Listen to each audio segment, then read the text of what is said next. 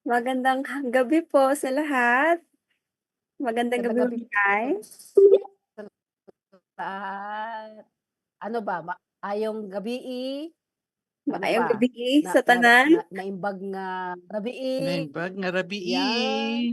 ah, naimbag nga gabii, o Ilocano pala si Ma'am Ched. Ngayon, magandang gabi, Berna, at ito ang ating Senior City episode tonight. Yes po. Pang-ilan? At episode 27 na po Oh, tayo wow. sa gabing ito. Yes. At ang ating title po ay Edukasyon at Wikang Kinagisnan, Mother Tongue-Based Multilingual Education or MTBMLE.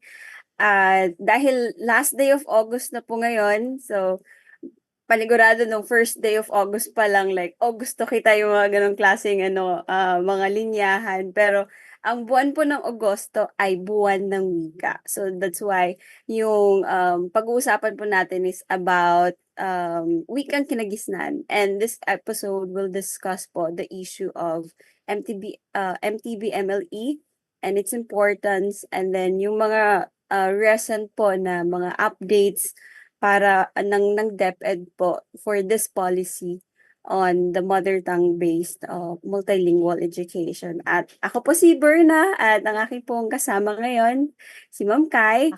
Ako po si Co-host, Kai. yan, co-host po for this episode and in conversation with an education expert, Dr. Maria Mercedes Ched Arzadon. But mamaya po papakilala pa po namin ng lubos yan. And itong Senior City Kwentuhan po, as we always say and mention, nasa limang taon na po itong Senior City Kwentuhan, and co-hosted po sila ni Ma'am Girlie Villariba at ni Sir Ed De La Torre.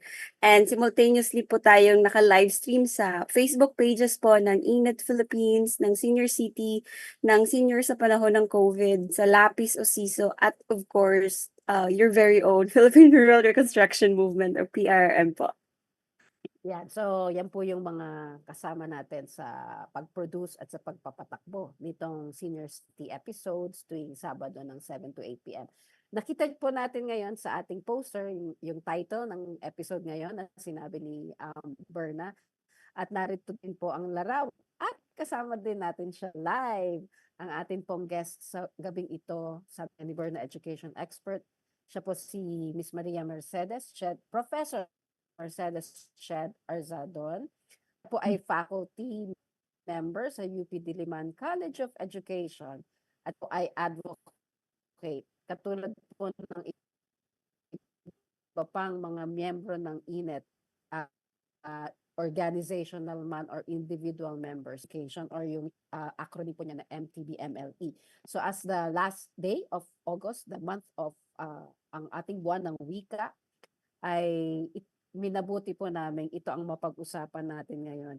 At burahin muna natin sa ating isipan yung mga nangyayari sa Senado at sa Kongreso at pakinggan po natin ang mga magagandang idinudulot ng sabi nga po dito ay wikang kinagisnan. Pero mamaya tanongin natin si Ma'am Ched kung tama ba yung nilagay natin na wikang kinagisnan. So, we'd like to introduce Ma'am Ched. Ma'am Ched, pakilala ka pong konti. Magandang gabi po sa inyong lahat. Naimbag nga rabii o amin. Ako po si Ched or Teacher Ched po ang tawag sa akin sa College of Education sa Diliman. So talagang yung mga taong hinahangaan namin, sina Sir Ed, si Ma'am Girlie, nakalagay po yan sa mga required readings, at minsan ay naiimbita namin sila mag-lecture sa mga estudyante namin through the years. Dahil po ang aking tinuturo ay non-formal education. So talaga pong si Sir Ed ay isang major yung forerunner siya, isa siyang leader sa aspeto na 'yon. Yan po, popular educator po yan si Sir Yes, Ed, at oo. maswerte din kami na nakilala namin siya sa aming lifetime. So Ma'am Ched, kami ni Ma'am Ched nagkakilala, I think first or second time nating nagkakilala, Ma'am Ched, nung last week nung nagkaroon ng press conference po ang mga MTBMLE advocates. So, kasama po dito ang INET, mga academic organizations, mga student organizations na nagsama-sama po nung araw na yon para ipahayag ang posisyon ng mga advocates na ito, ng mga grupong ito, tungkol sa nangyayari ngayon sa mother tongue-based multilingual education program sa Department of Education. Pero bago po iyon, Ma'am Ched, may tanong si Berna sa inyo. Sige, Berma. Berns. Nawawala ang audio ni Berna. Ayun. Yeah. Grabe. Nagsisimula pa lang tayo pero agad na yung learnings.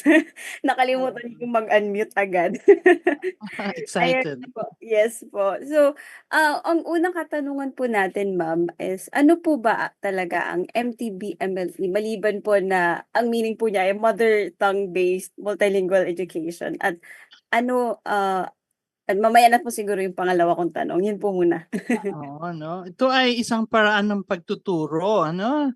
Ang tawag dun ay strength-based education. Kung ano yung alam ng bata, ano? Ano yung dinadala niya sa classroom, kagaya ng kanyang wika, ang mga kaalaman niya, yung mga funds of knowledge niya, ano yung kanyang cultural knowledge or indigenous knowledge, ay yun ang gagamitin ng teacher.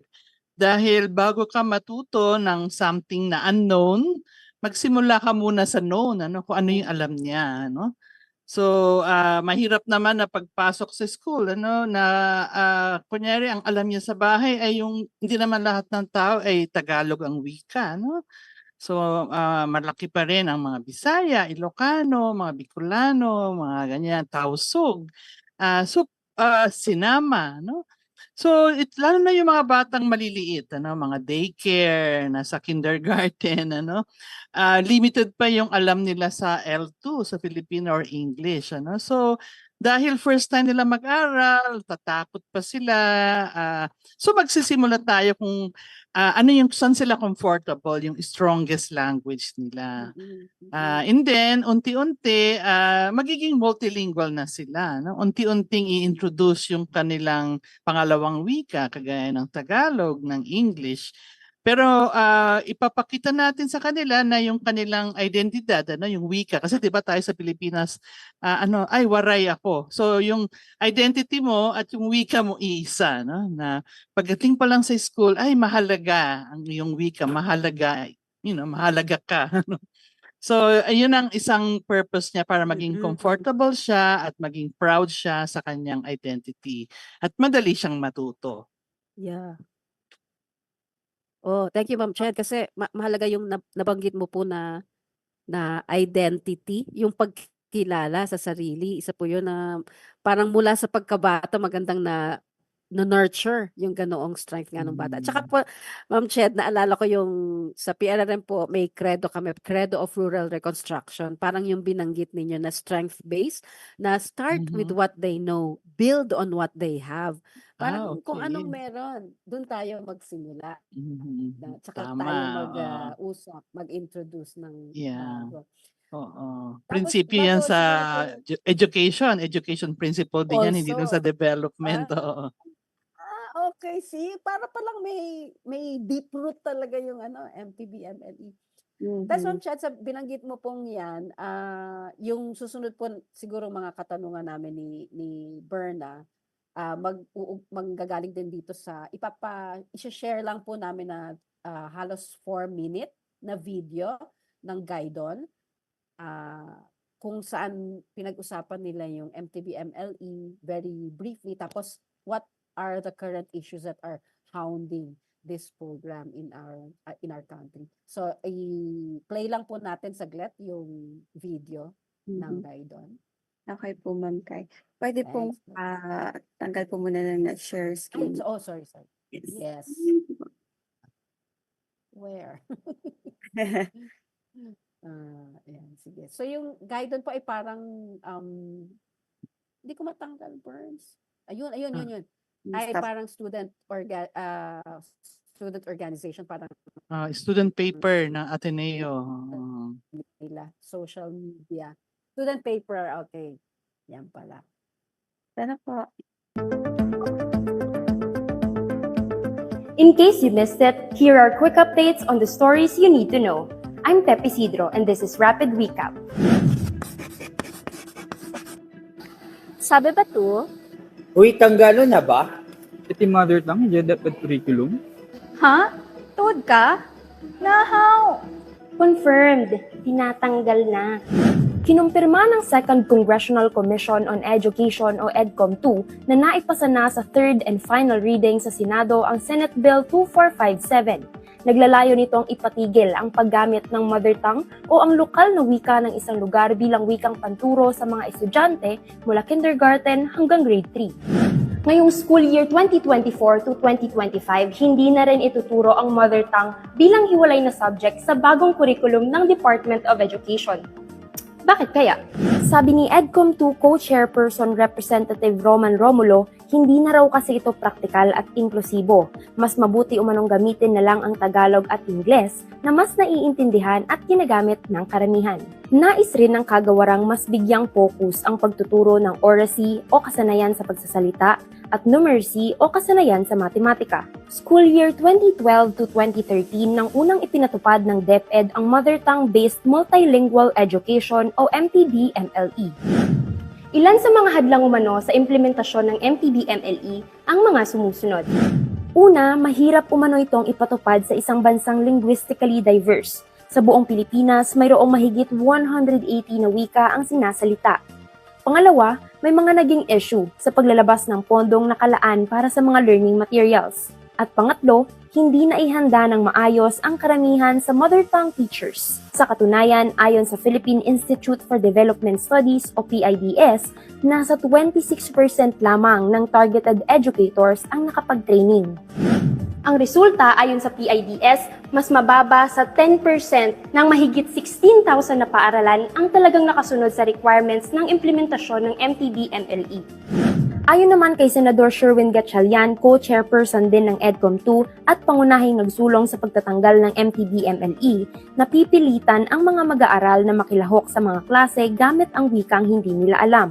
May mga hindi naman sang-ayon sa ginawang hakbang ng DepEd na kabuuang pagpapatigil at pagbabawal sa mother tongue sa mga silid-aralan. Dahil yung pagpasok nila sa paaralan ay unang mahalagang yugto sa buhay nila na inihiwalay sila sa tahanan nila. At yung wika, ang mahalagang tali dun sa tahanan na ito. Maintindihan ng Filipino yung kanilang identity, bakit masyado na lang mataas ang pagtingin sa Ingles. It's also an issue of learning, kasi ang bata ay may karapatan matuto sa kanyang sariling wika. Apparently, it is not informed by learning science. Ang problema ay implementation. Imbis na ayusin nila to take it seriously, ang ginawa, tanggalin na lang.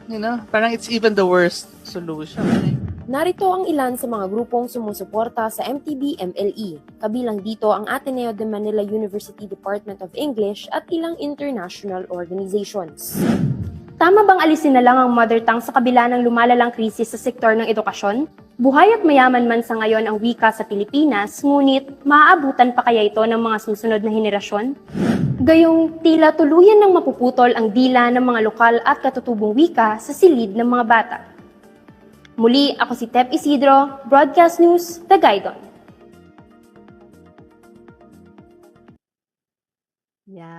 Yan po, parang very quickly.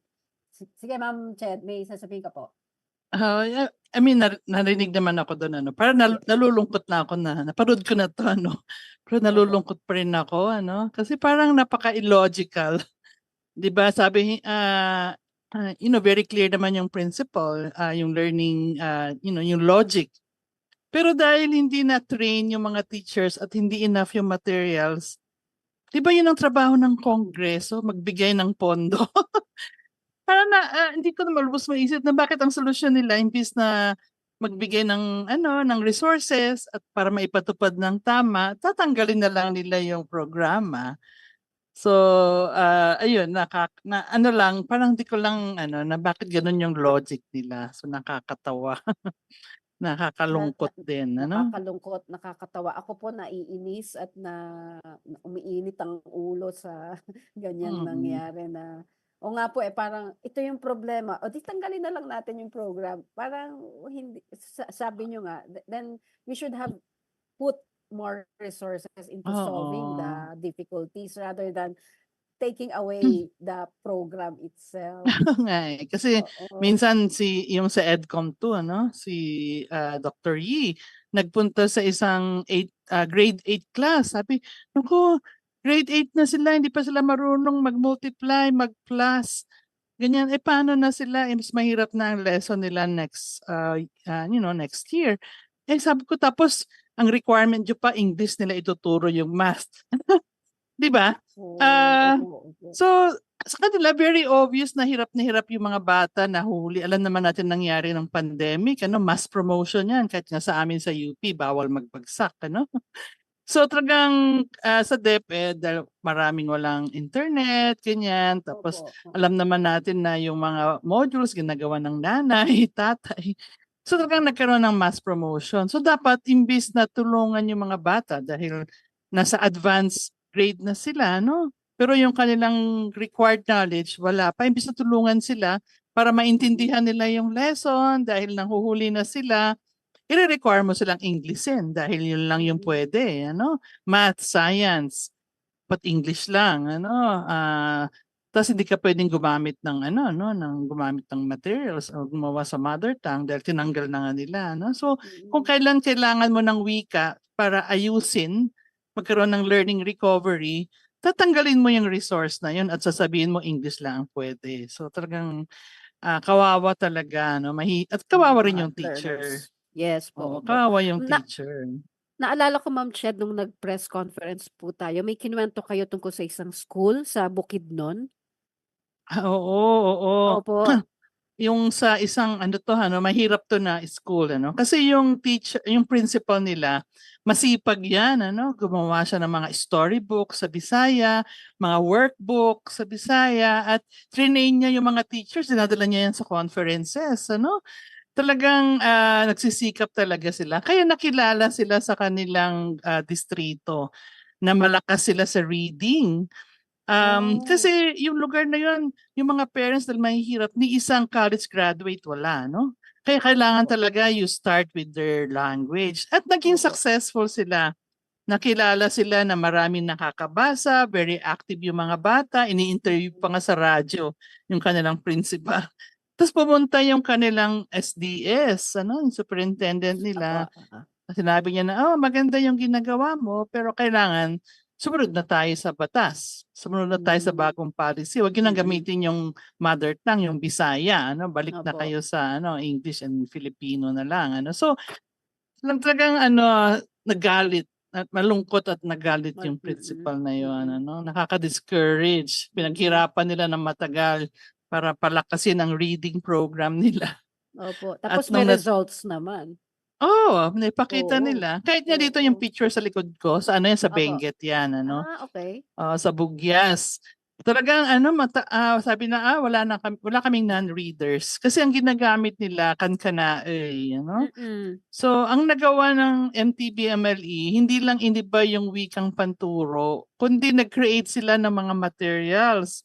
Naku, yung mga teachers diyan gumawa sila ng daan-daang storybook sa kankanaey. Talaga po? Wow. Natutuwa nga ako kasi yun yung nag-observe sila, yung mga kwentong bayan, yung folklore, yung Opo. mga kasi yan taniman niya ng mga carrots, cabbage, ganyan. Yung mga nangyayari sa farm, ginagawa nilang story. See. Oo, tapos nung nag-observe ako, talagang yung bata, nagbibigay sila ng opinion nila. Unlike daw before, pag may tanong yung teacher, hahanapin pa nila sa libro yung sagot. Pero nung mother tongue na raw, very spontaneous. May mga opinion pa sila at yung feeling talaga nila matalino yun. Matatalino sila, So, Oo. yun, kaya nung bumalik kami, nalungkot sila, naku, hindi na yata gagamitin yung mga pinaghirapan naming mga storybooks. Maging 300 yung nabilang ko, nandun ako. Wow. So sabi niya, paano na to? So nakaka-discourage talaga. Kasi siguro yung mga hindi nagsikap, hirap sila at sabi nila hindi naman mahalaga. Pero may mga schools na nagsikap talaga, kagaya Opo, dito sa oo. Bugyas. Yes. Oo nga. May mga resulta nga. Bern, may alam ko may itatanong ka kay Ma'am Chet. Siguro hindi na lang po tanong kasi Ay, parang okay. yung follow-up question ko po na ano yung kasaysayan ng MTB-MLE at ano yung nangyayari ngayon? Napanood na rin naman po natin doon sa sige. video. And then, na-echo Oo. din po ni Ma'am Ched talaga. Pero for me, parang kung kayo po naiinis, nalulungkot, natatawa, nung narinig ko po yung isang reason na parang practical na tanggalin yung MTB-MLE, parang, ha? Parang gusto kong magalit, ewan. Kasi Oo nga. parang for me, hindi wala personally na practical siya kasi mas ako po ay born and raised in Visayas region, Okay. specifically in Subi. So mas proud po ako that I know and speak Bisaya. And dati po nung lumipat po kami dito sa Cavite, parang nahihirapan akong i-express ang sarili ko in Mhm. Tagalog nung transition phase na yon. So Mhm. parang um parang at the back of my head, tina-translate ko pa kung ano Mhm. siya.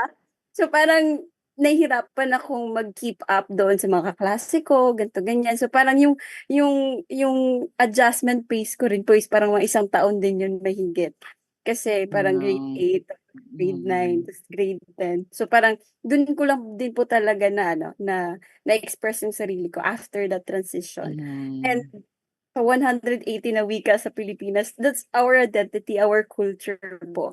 And Yeah. parang pagtanggal ng MTB-MLE, parang gusto na lang, para sa akin po, parang personally, parang gusto na lang nilang sakupin yung Visayas and Mindanao wika na maging Ng Tagalog na lang Tagalog. lahat. So Mhm. parang para mag-adjust yung mga Visayan people and Mindanaoan na din, na parang makipag-usap sa mga taga Luzon. Pero sa Luzon, hindi lang din po Tagalog eh. May taga Iba-iba. Benguet, may mga iba't iba din po lalo na sa North. So, ayun. Yeah, no, yeah, I Yung can mga feel, ano? yan po ma'am, yung practical question ko po ngayon diyan na unstable yung aking internet. Halimbawa po, ngayon kasi ang travel natin within the country is yung maano talaga, mabilis na at madali ang travel. So halimbawa po yung mga kaso ng katulad ng naranasan ni Berna na pinanganak at lumaki sa isang probinsya at natuto siya ng wikang kinagisnan niya doon at lumipat ng ibang probinsya na iba ulit yung wika.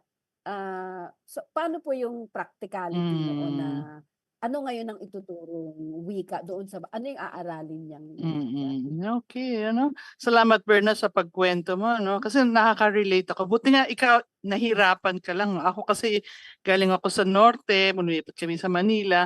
Yung nagagalit yung teacher ko kasi matigas daw dun yung dila ko, ano? So parang before naman, wala naman masama I didn't find anything wrong sa pag-iilocano ko. Tapos all of a sudden, there's something wrong.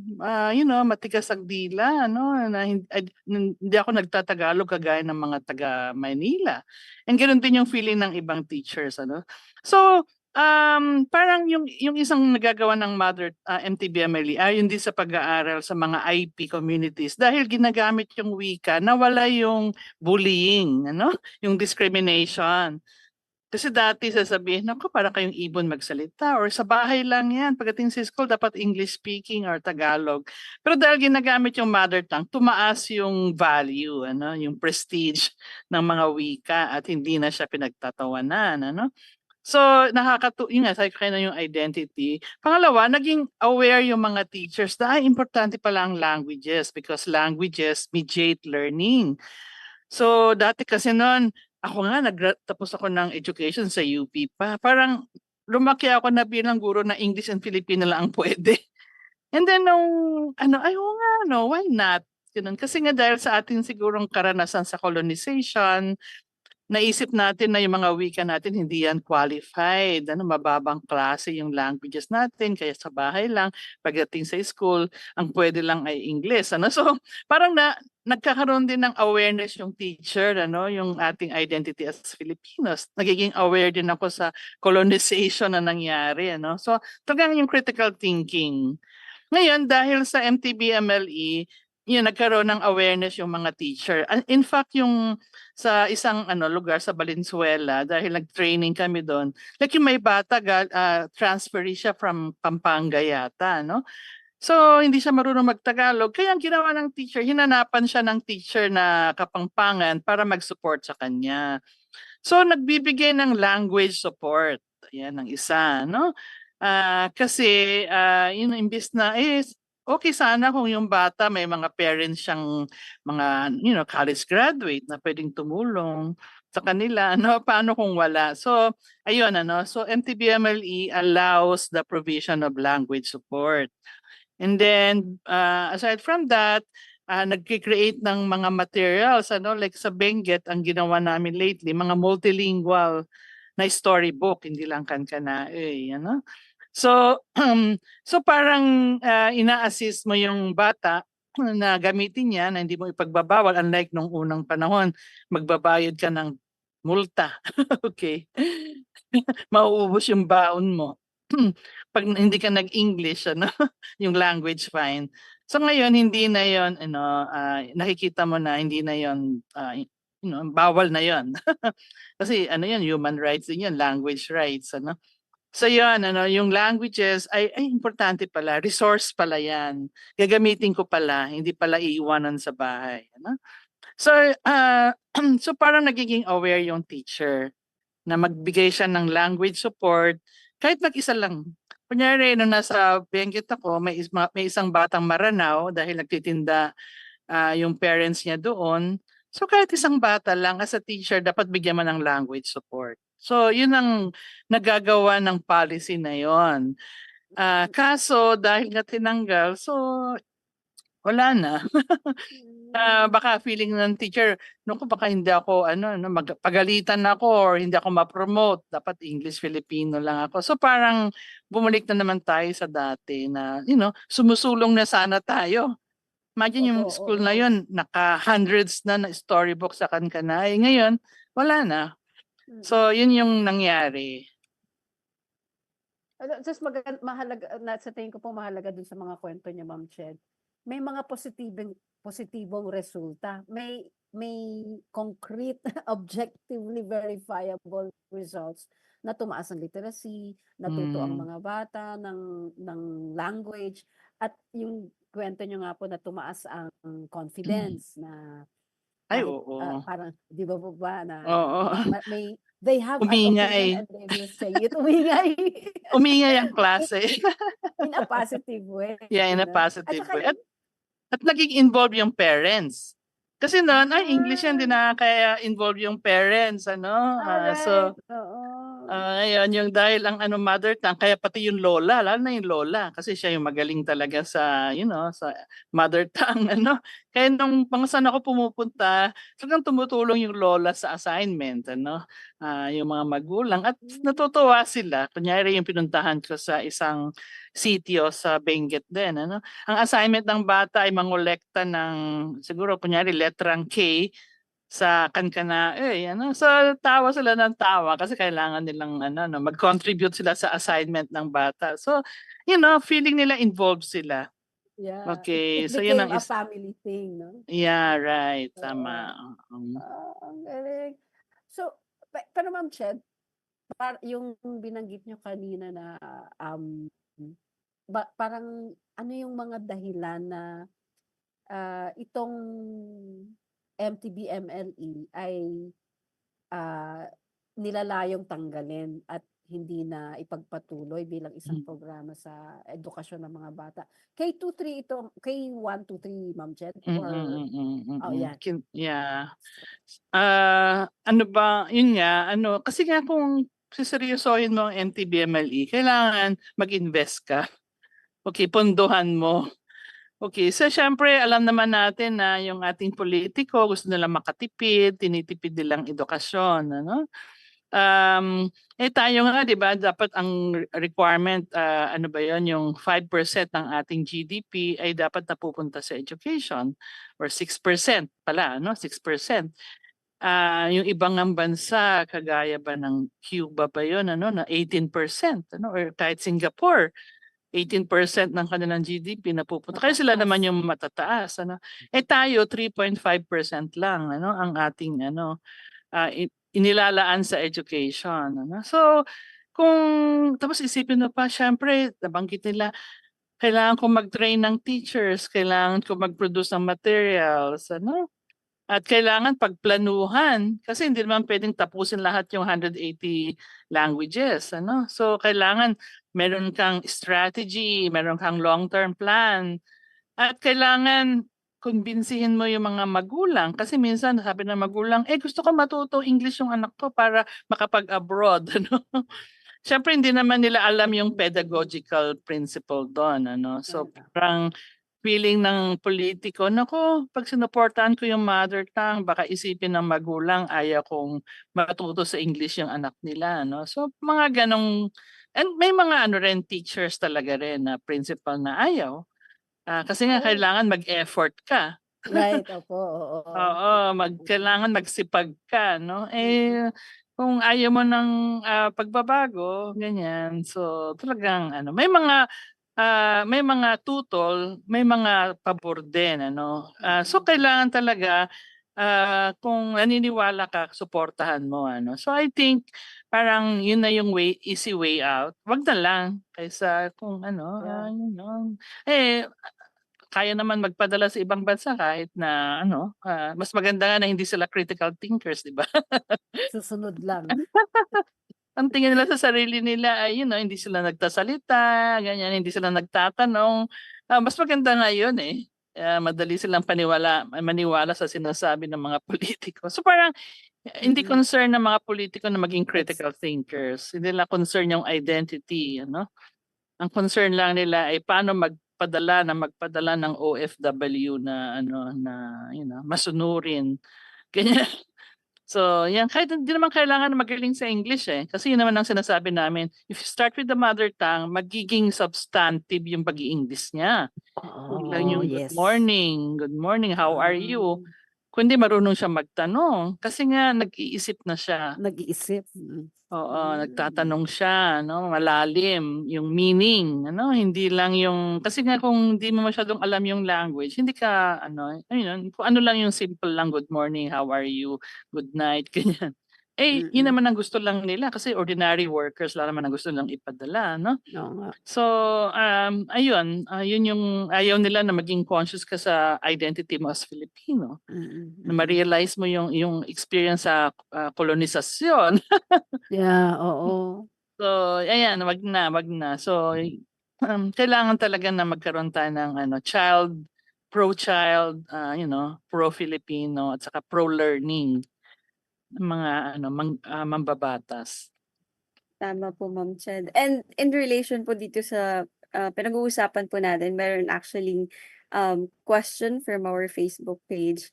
And sabi po doon na ang isang major reason sa pagpapatigil ng MTB-MLE ay dahil linguistically diverse nga tayo dahil 180 dialects or languages. Kaya imbes na kaya mahirap talaga magkaroon ng monolingual classes. Kaya imbes na makatulong ay baka lalong makasagka sa pagkatuto ng mga bata yung itong program.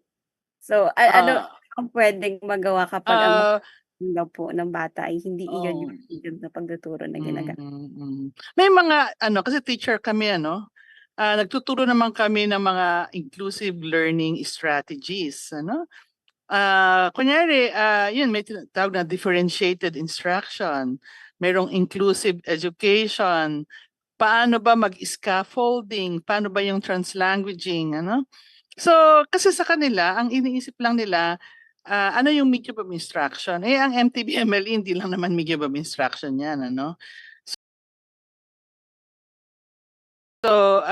So for example, ang isang tinuturo namin sa mga mga estudyante namin yung groupings, Hindi yung segregation kundi may mga times na they will be grouped together.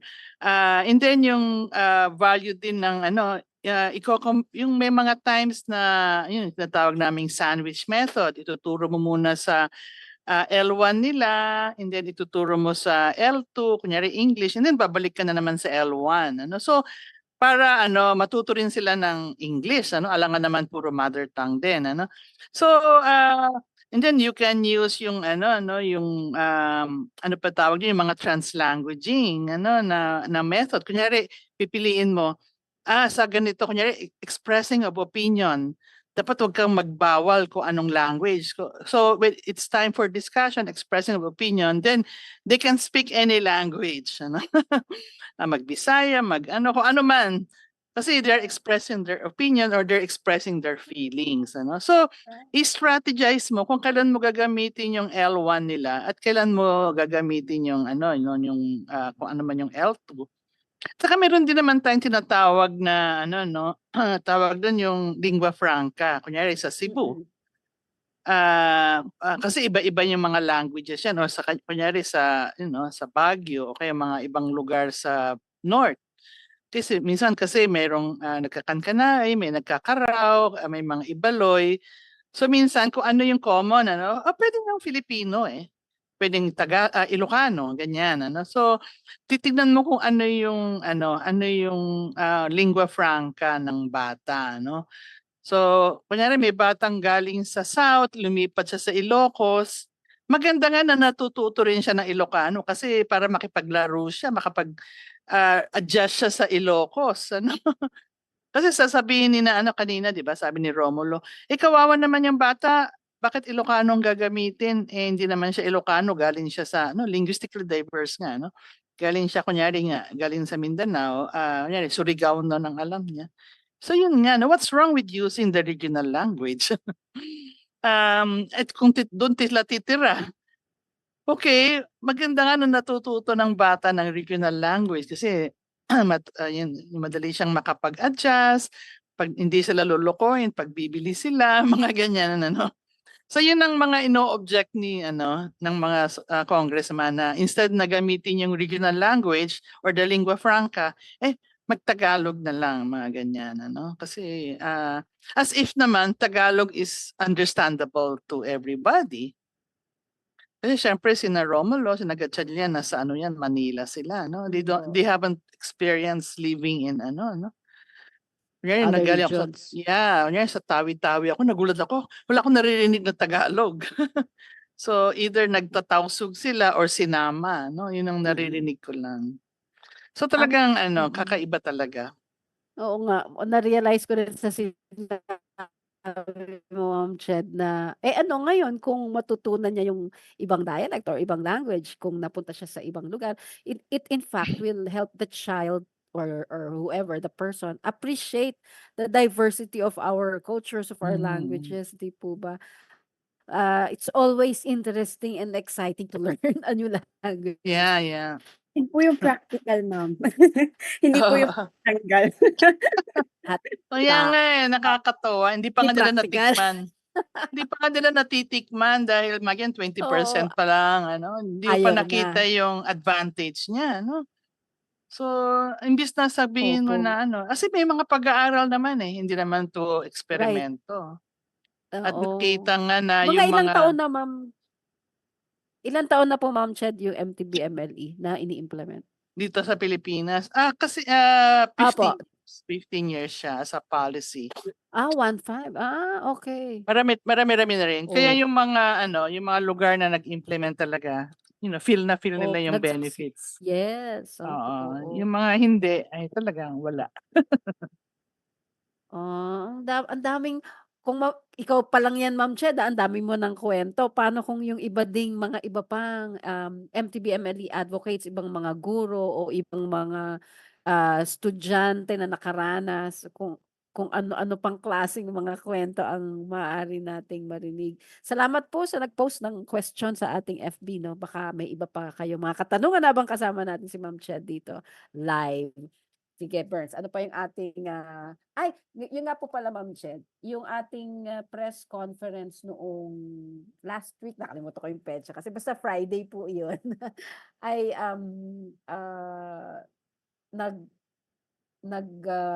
pahayag ang mga MTBMLE advocates para nga po sa tingin ko isang positibong mensahe. Hindi siya tanggalin, ibagsak, ganyan, kundi isang positive message to promote, to retain, to maintain, and even develop yung MTBMLE program. So, meron pong parang shinare na statement ang INAT Philippines. Pero meron po tayong joint solidarity statement din po ba, Ma'am Ched, na Yes, ma'am. binasa ni meron ka po bang kopya? Wala kasi akong kopya Ah, nito. yung solidarity Na po or sa init? Opo, Sa init muna, yung ma'am. solidarity po. Solidarity. Meron po. Gusto niyo Sa bang i-share? solidarity, Ma'am Ched. Ayan. Sige. Yes po, opo, oo.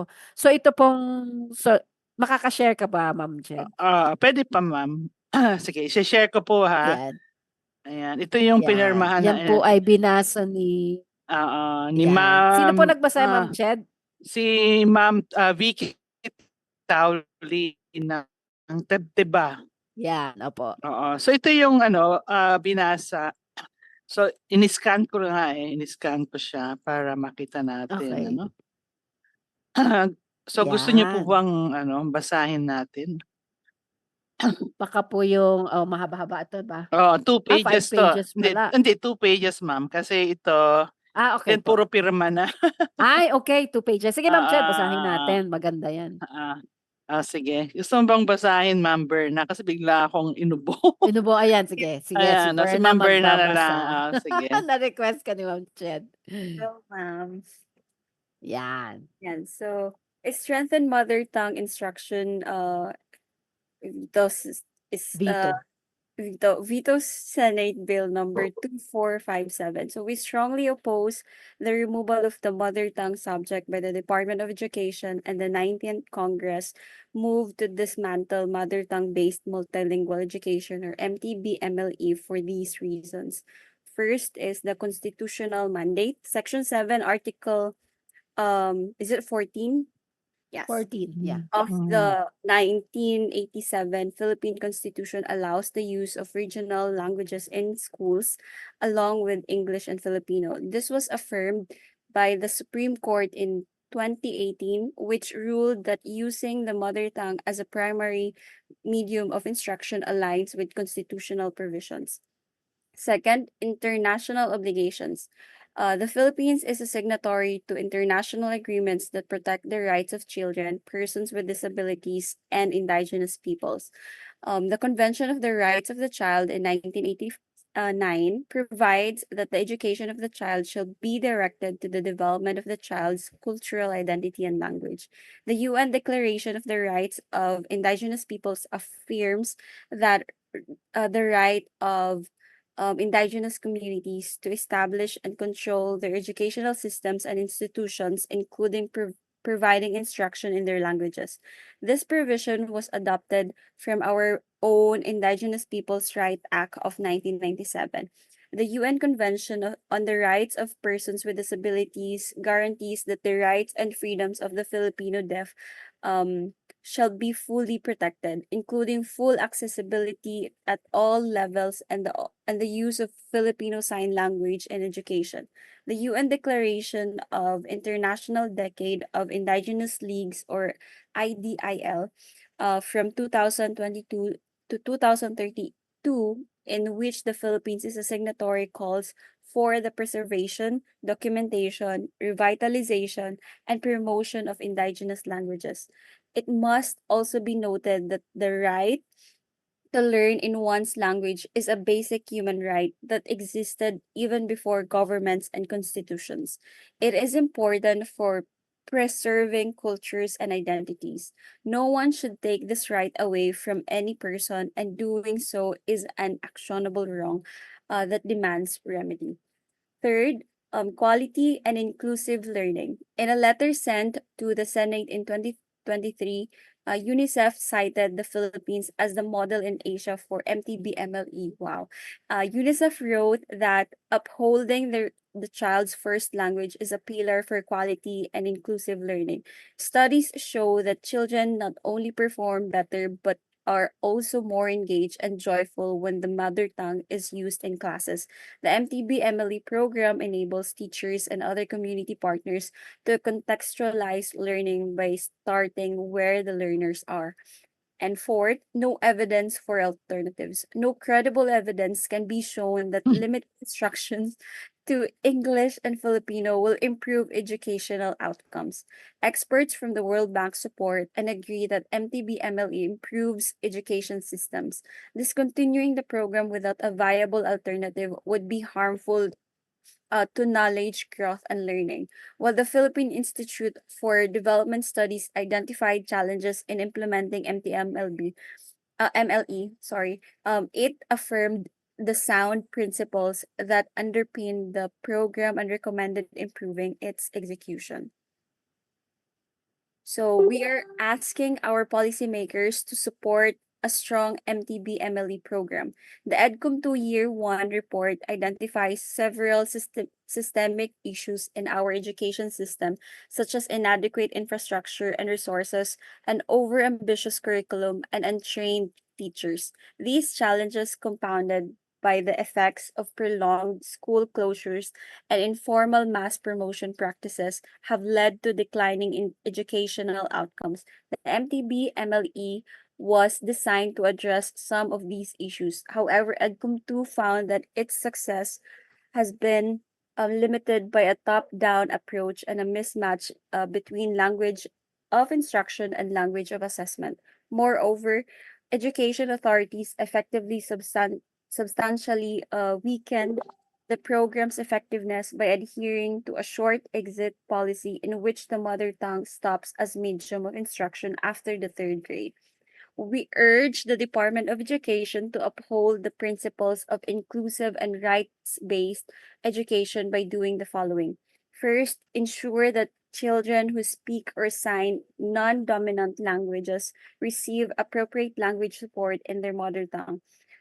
Second, retain the mother tongue as a language and literacy subject from kindergarten to grade 3 and even beyond when necessary. It is in the subject where learners are explicitly and systematically taught how to write, read, speak, or sign, think, understand, and create texts.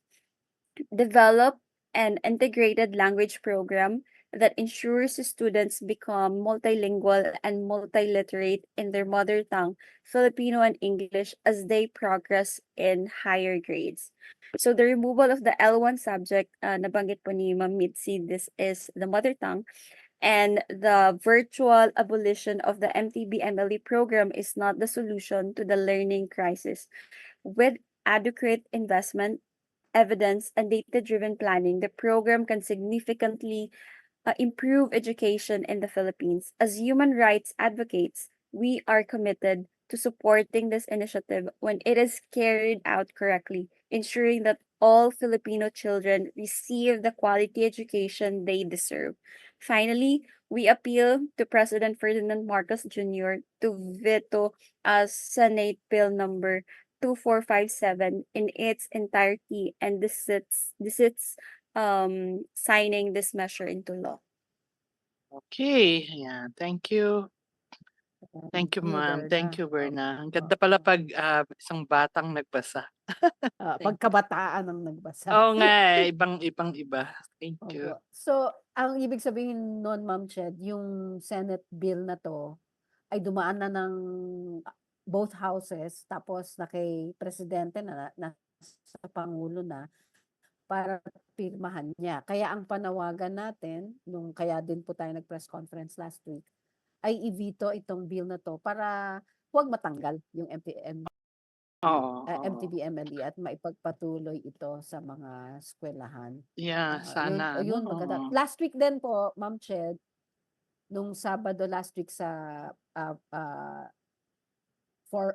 yung the Senior City episode last week, binasag din naman po namin yung statement, yung position paper ng INET in Tagalog at yung apat na panawagan para sa language support, para sa training ng teachers, para sa pag-develop pa further nung programa at saka sa pag-produce at pag-develop ng mga materials, learning materials that will support the implementation of MTB MLE. Tulad nung mga kinuwento ninyo sa Benguet, sa Bukidnon, at sa iba pang schools, no? Kung saan rich ang kanilang local dialect. Napansin ko nga, Ma'am Che, dun sa video ng Gaidon kanina, ng mga estudyante ng Ateneo, yung unang, sabi ba to? Ano po yun eh? Chabacano. Sabi ba okay. to? Ako po ay, parang si Berna, ay pinanganak at lumaki sa Cavite City, kaya Chabacano rin po ang Wow. Kaya bata bata pa po ako nung lumipat kami ng Maynila. So, yung generation namin, hindi na masyadong nagsasalita ng Chabacano. And feeling po Hmm. namin, kaming magkakapatid at least, loss namin yon na hindi Ah. kami natutong magsalita ng Chabacano. Na Oo. ang ganda din maganda din yung Chabacano when you hear it Oo, being oo. spoken. So, pero good news naman po, parang may mga local educators and local citizens who are trying to promote Chabacano in Cavite Yeah, City. oo, So magandang mabuti po, 'no? magkasuportahan. Yeah, tama 'no? Kasi The sometimes final kahit oo, opo, kasi po sometimes ine-expect natin na DepEd ang gagawa lahat. Kasi kung walang pagbabago sa, bigger, society, sa LGU, sa right. media, English pa rin lahat, kawawa naman ang mga teachers. Sila yung magsusulong ng pagbabago, ano? Kaya Parang maganda na whole of community approach din po pala 'no? oo, oo. Kung, Parang the whole of society. yeah, baka nga mas maganda nga sa ano 'no, sa sa mga adults muna. Kasi nangyayari din 'yan sa ano, sa Canada. So may mga languages na namatay. So ang revitalization nasa adult, ano? So baka sige, Ah, kasi hindi naman kami nag-aambisyon na mangyari kaagad 'to 'no. This is a opo, long oo. drawn yung battle beyond our lifetime. Yeah, So yes. Ako nga 350 po sige ma'am, sige oo, ma'am. years.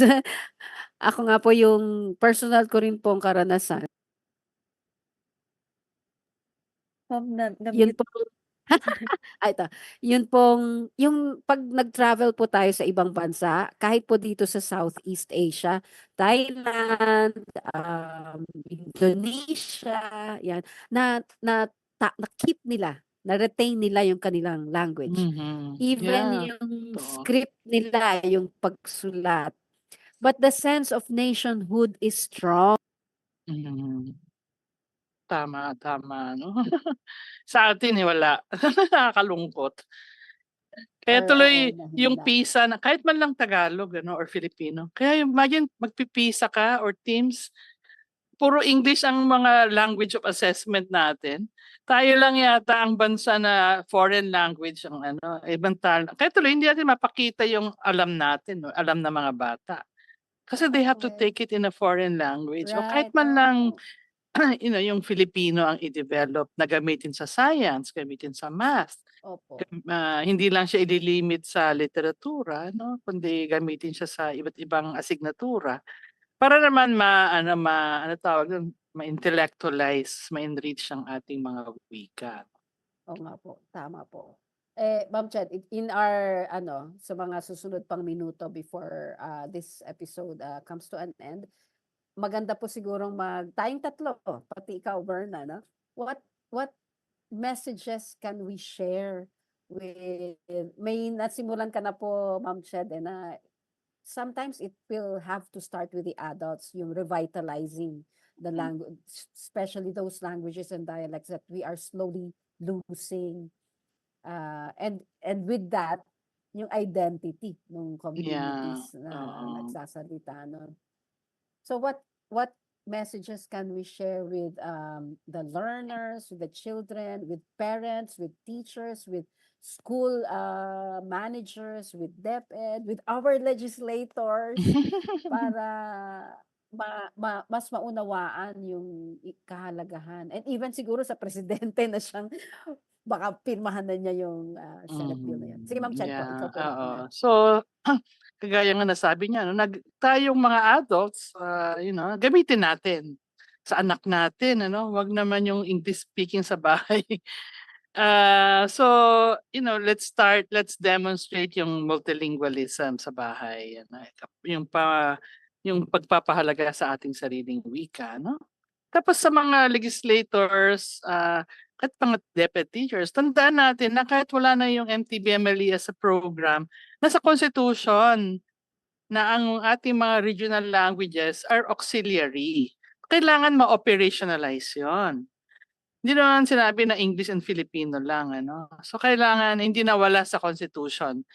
Okay, hindi naman constitutional change ang nangyari. So dapat maano pa rin, meron pa rin siyang meron pa rin siyang puwang. At let's make the most of whatever space and resources ang ibigay sa atin. At wag tayong magsasawa na ipaglaban ito sa eskwelahan, sa media, kahit sa simbahan, ganyan at sa ang bawat lugar dahil ito ay tungkol sa ating identity as Filipino, as our identity, yung pagkilala sa ating cultural heritage, pagkilala na yung pagkilala na ang mga bata ay mayroong kakayanan magtanong, mag-isip, okay, at mag-participate sa kanyang learning at hindi lang siya tagatanggap, at hindi lang niya iisipin na English lang ang purpose kaya siya nag-aaral.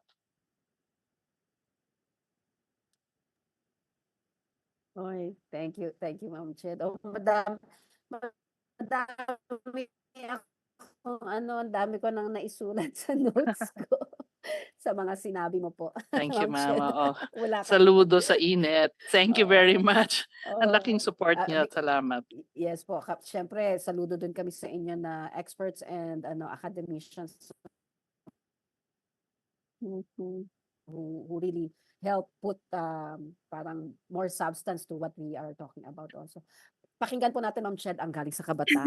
Bernadine. Sige, ma'am. Ako po, hindi po ako education major, pero in development management and training program management po ang tinapos ko sa college. So, community work po talaga siya and communicating to the people on the ground. So, sa karanasan ko po, very good feeling and authentic na marinig ang mga nasa rural areas na confident na makipag-usap in their own dialect na parang akin to, like this is me, parang ganon. So itong mga nasa minorities, kailangan din talaga natin silang i-empower, and one of the way is yung suportahan talaga sila sa ano nila, sa dialect nila, na yung mawala yung thought na parang mabubully ako kapag di ako marunong magsalita ng Ingles o Filipino. And, yun nga rin nabanggit mo, Ma'am Ched, na na kaya nilang magtanong at mag-isip, na they can have that creative or critical thinking on their own. And ngayon din po na ano ko din, na mas na-broaden din yung ano ko, yung, awareness ko on MTB-MLE, na it's not just a medium of instruction. So nung nilatag niyo po lahat ng evidences from the scaffolding, grouping, sandwich method, naglista rin po ako, ma'am, may notes din ako, pero naka-type. Yung translation method din, and then yung pagkaroon ng practicality on the lingua franca.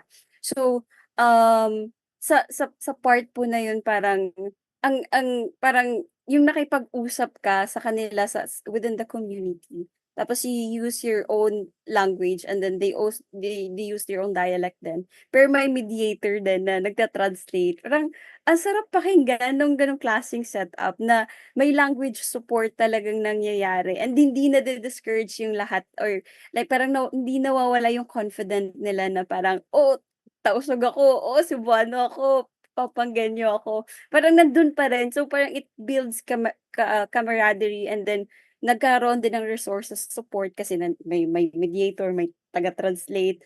And then yung ganong klaseng ano lang, yung ganong klaseng environment na mahasa natin, and mafo-foster natin in the long way. Parang ang sarap makita yung ganon yung Pinoy. Oh, thank you, Thank Berna. you, thank you. Oo, sarap ka rin pakinggan, Berna, sa mga exciting messages mo.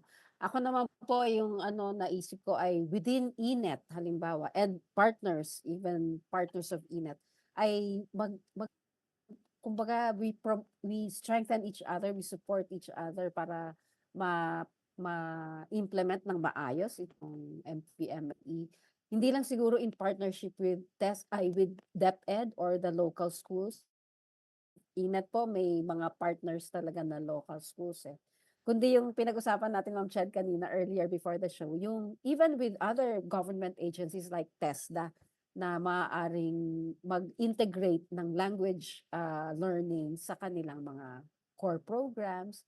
sa kanilang assessments and certification, ganyan. Maganda pong programa para po sa INET at sa mga partners ng INET. At Berns, pasalamatan natin si Ma'am Ched. Yes It po. was a very inspiring 1 hour, Ma'am Ched. Thank you. Yeah, ako rin. Na-inspire ako sa Na-inspire inyo. talaga Salamat. kami. Oo. Yeah. Sana pwede pa kayo maimbita ulit sa Yeah, sure. susunod. Oo, basta edukasyon ang Kung- issue, yan. Yan. Pwede akong mag-ano. Yes, basta Excited ako sa ano edukasyon. nyo, sa TESDA Yan. program nyo, no? So, yun ang isang area Yes, talaga. yes, Ma'am Ched. We will work together. Yeah. Thank you po, Ma'am Ched. Also to share with you na sa September po, itong susunod na buwan, ang Senior City episodes will center on September as our Maritime and Archipelagic Nation Awareness Month. So, Mana Mo. Parang ganun po. Okay, that's nice. So, yun Oo. pong mga episodes na yun ay sa September ay around Mana Mo. And of course, because INET Philippines is host or organizing this live streaming show, we will also relate it to education. Yeah, Mana thank Mo. you. Or language, Awareness yung mga month, iba't ibang yeah. wika. Oo. Yeah, and language. Yes. Across our coastal communities. Baka Yes. po, So Ma'am, with that po, Ma'am Ched, salamat ulit. Okay, Sige, thank you next na very ulit, Berns. much. See you. baka po next time, ano naman po, Thank you. Bisaya 101, Chabacano 101. Ayan, oo. Ay, Ilonggo Ay, 101. maganda Pwede, yan. pwede. Oo, maganda yan. Oo. Okay, thank you very much. Nice to Okay, po. nice being with you. Bye. Bye. Bye. Oh, bye. Bye.